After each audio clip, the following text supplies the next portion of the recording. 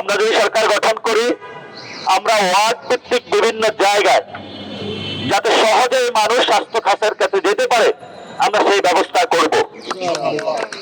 এখন দেখবেন মোড়ে মোড়ে গ্রামীণ হেলথ কেয়ার বসানো হয়েছে, অর্থাৎ আপনি স্বাস্থ্য খাতকে একটা বিদেশি এনজিওর কাছে তুলে দিলেন।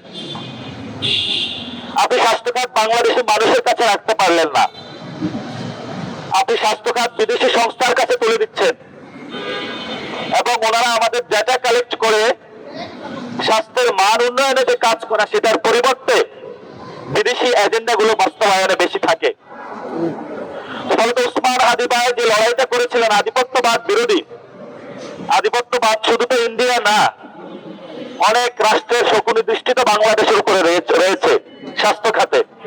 এই যে বাংলাদেশে নতুন করে গত 15-20 বছরে যে বাংলাদেশে কোনো চিকিৎসা খাত কেউ যদি যায় তার চিকিৎসা হয়ে যায়, জন্য তাকে পাঠিয়ে দিতে হয় ইন্ডিয়া। পুরো স্বাস্থ্য খাতকে ভারতের উপরে ডিপেন্ডেন্ট করা হয়েছে, সিঙ্গাপুরের উপরে ডিপেন্ডেন্ট করা হয়েছে, থাইল্যান্ডের উপরে ডিপেন্ডেন্ট করা হয়েছে। আমরা অনেক ডক্টরের সাথে কথা বলেছি, বাংলাদেশে যারা বিদেশে গিয়ে চিকিৎসা করে তারা বলেছে যে বিদেশি চিকিৎসকদের সাথে পাল্লা দিয়ে বিদেশে আমরা খুব ভালো অবস্থানে আছি। আমরা যদি দেশে আমাদের সুযোগ সুবিধা দেওয়া হয় তাহলে আমরা স্বাস্থ্যখাত খুব সুন্দর করে গড়ে তুলতে পারবে, কিন্তু ডক্টরদের সেই ব্যবস্থা দেওয়া হবে না। কারণ একজন ডক্টর যখন চিকিৎসা করাতে যাবে, পারচেজ কমিটিকে বলবে এই রিকোয়ারমেন্ট, এই ইকুইপমেন্ট গুলো আমার প্রয়োজন হবে, কিন্তু হসপিটালের যিনি অ্যাডমিন ও হলো বাংলাদেশের সবচেয়ে বড় দুর্নীতিবাজ, সে বলবে অমুক কোম্পানিকে ইকুইপমেন্ট গুলো কিনতে না দিলে তাহলে হসপিটালে কোনো হলো ইকুইপমেন্ট কিনতে দেওয়া হবে না।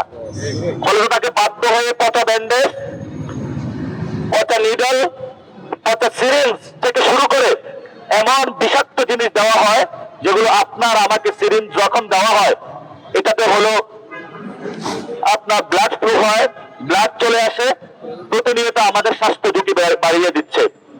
আপনার একজন মা, প্রসূতি মা যখন হসপিটালে নেওয়া হয় তারপর তার ইনফেকশন হচ্ছে, যিনি 10 মাস 10 দিন গর্ভে ধারণ করে একজন বাচ্চাকে জন্ম দিয়ে থাকেন, জন্ম দেওয়ার পরও তার আজীবন হলো বেদনা শুরু হয়ে থাকে।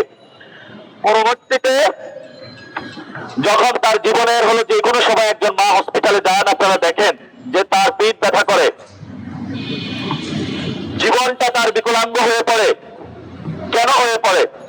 কারণ তার সুচিকিৎসা দেওয়া হয় না। এজন্য বাচ্চা অটিজমের শিকার হয়, কারণ সুচিকিৎসা পায় না। ইউএফটি ফার্স্টের সাথে ট্রেড করুন যে কোনো জায়গা থেকে, ক্যাম্পাসে ক্লাসের ফাঁকে, ঢাকার জ্যামে বসে কিংবা ঘরে বসে।